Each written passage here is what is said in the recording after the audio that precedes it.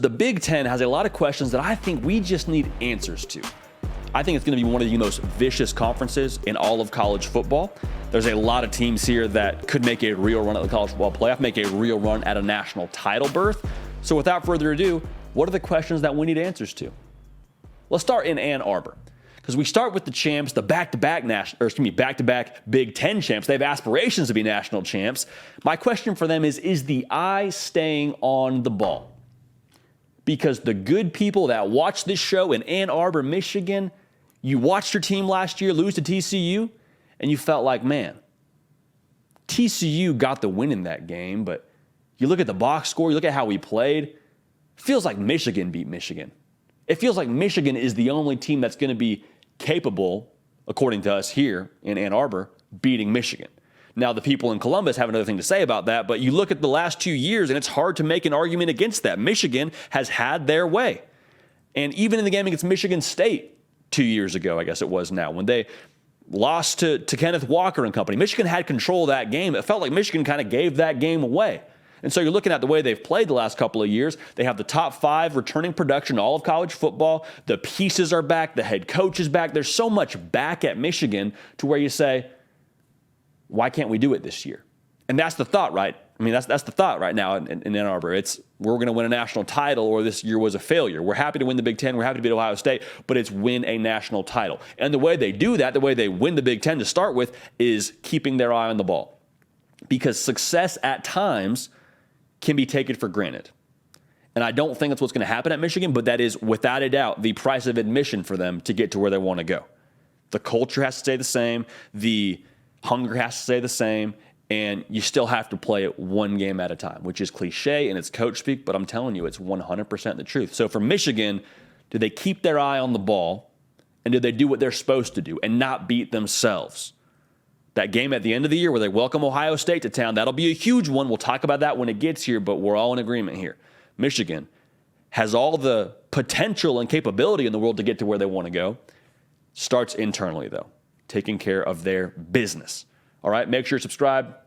Make sure you are following me on Twitter and on Instagram at JD Piquel. Thank you in advance for that. We move right along here. Ohio State, chomping at the bit now, fallen to Michigan the last 2 years. And my question for Ohio State as it pertains to the Big Ten conference race, when does the talent at Ohio State translate to the top of the podium? I didn't just say when does the talent at Ohio State translate, period, because we've seen it translate now with the way that they have played on the field the last couple of years and been in that top tier of college football. When does it translate to the top of the podium in the Big Ten? Because they have the best roster. And you're saying, yeah, they have the best roster, JD, do they? No, genuinely, from a talent perspective, since 2020, Ohio State has recruited the best class in the Big Ten every single year since 2020. They also have had a top 5 class every single year since 2020. So it's not a matter of firepower. It's not a matter of pieces, not a matter of talent. My question is the translating of that to then beating teams that aren't recruiting as well as you. So is that a development question? I would have a hard time agreeing with that, seeing as the kind of draft picks they churn out there down in Columbus. But the roster, I think, has to eventually translate to what you want to accomplish. And the standard is the standard at Ohio State. The standard is beat Michigan. Haven't done it in 2 years. The standard is win the Big Ten. Haven't done it in 2 years. And then go and win a national title. And Ryan Day is getting a lot of scrutiny, which if you watch this show for any length of time, you know that we think is a little bit misplaced. But even so, the question around Ohio State, to me, starts with the talent. You got all the ingredients in the world. When and how are you able to get that to the top of the podium? A lot of it will have to do with the quarterback position. Another video for another time. But you hear what I'm saying. The talent in Columbus is second to none in this conference. We're about to have James Franklin on the show if you're watching live. So let's go and talk about his team. Penn State, the Nittany Lions, is the machine in Happy Valley put together how the manual says you're supposed to put it together. And what I mean by that is this. You look across the roster at Penn State, and all of the pieces are there to put together a team that can win the Big Ten Conference. I mean, you'll hear James Franklin in just a minute here talk about his defense and the depth they have, and Drew Aller and how good he's going to be. Like, you look across the board, the pieces are everywhere. You look at the manual, you have all the pieces here to put together a machine that could win the Big Ten. And I'm not backing down from that statement. Are they the favorite in Vegas? No, but you better believe when they play Ohio State, when they play Michigan, those will be games where they throw their absolute best punches at both those teams. And the opposition had better be ready, because the governor of this team, the governor on this car, rather, the last couple of years, people in Happy Valley would tell you, was Sean Clifford. Well, now you take that governor off, you got a 5-star quarterback walking in there in Drew Aller. Okay, now what? Now what can't we do? Now why shouldn't we win the Big Ten? That's how they feel. And so the thing with putting things together with the instruction manual is kind of tricky, because you think it's going to take like an hour when you sit down and put together that chair from IKEA and you piece it together, and 1 hour turns into 2 hours, 2 hours turns into a week turns into a month. And before you know it, you just got a bunch of pieces lying around, and it took you forever to put it together. And when you put it together, it doesn't even totally fit right. That's one way this could work. The other way it could work is the manual is true to form. The pieces fit together nicely. Hey, let's roll.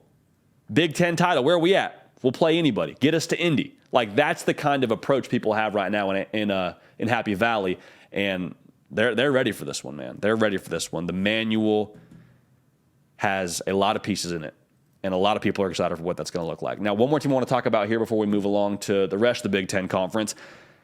What about Wisconsin? Got to talk about Wisconsin. Vegas has them anywhere from 9 to 9.5 wins. That's a very high win total for a coach in his first year. And I've said this before, I will say it again. I have no reservations on if it'll work. I don't. I think Luke Fickell is one of the best coaches in college football. I think he knows how to win football games. I think he's put together a great staff. They got a great portal class. They got a lot of talent. Like, Wisconsin, at some point in time, is going to be a competitor for the Big Ten. Is it this year? That all depends on how quickly it works. How quickly does it come together? Because if it clicks this year, they're going to compete for the Big Ten.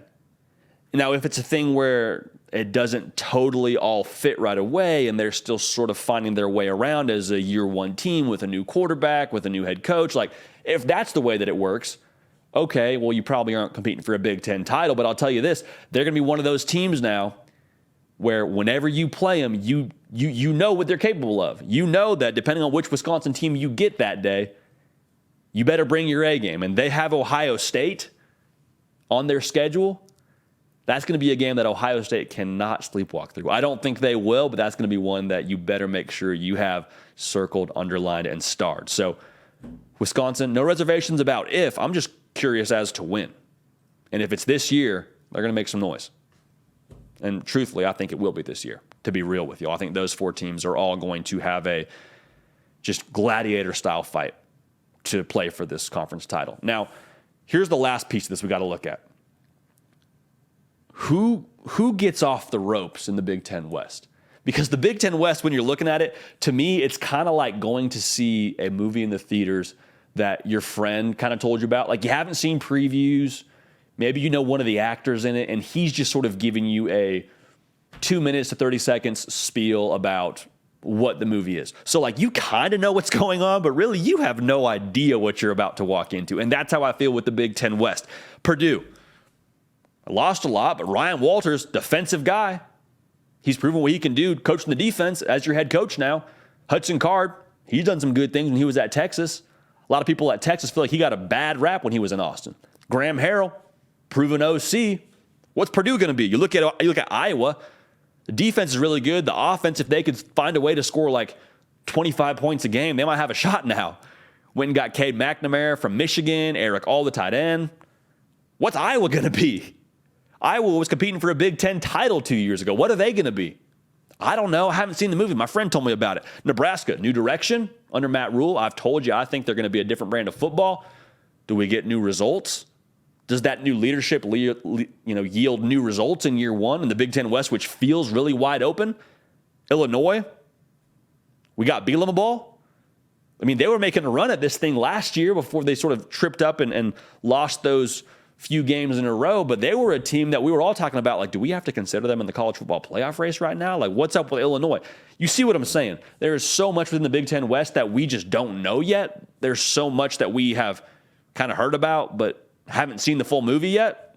It's going to be fun, man. We're going to walk into the theater that is the 2023 season and find out a lot about the Big Ten West, but as a whole, the questions I need answered for this conference, Michigan. You picking up where you left off? If you do, you keep your eye on the ball to get that done. Ohio State, you got the best roster.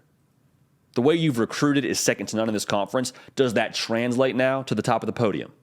Curious to see. Penn State and company, the manual is right there. You got a lot of elite pieces. How does it fit together? Is it that took a couple weeks to put together, or is it, day one, we're ready to roll, fits like a glove, we're good to go, let's go win a Big Ten title? Wisconsin, I don't think it's a matter of if. I think it's a matter of when and how quickly they become a factor in this conference. I just told you about the Big Ten West. Kind of know what's going on. My friend kind of told me about this movie, but until I walk in the theater and see it, that's when I actually find out what's going on here. Should be a lot of fun. Hey y'all, thanks so much for watching. Subscribe to the channel here to make sure you don't miss an episode of The Hard Count. Also be sure to check out other videos on the On3 YouTube channel.